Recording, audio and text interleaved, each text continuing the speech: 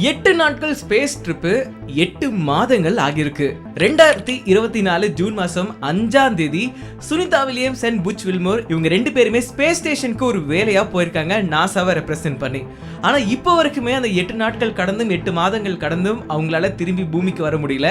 காரணங்கள் அங்க ஏற்பட்ட டெக்னிக்கல் கோளாறு தான். ஸோ அங்கே அவங்க நிறைய விஷயங்கள் ஃபேஸ் பண்ணிட்டு இருக்கிறாங்க.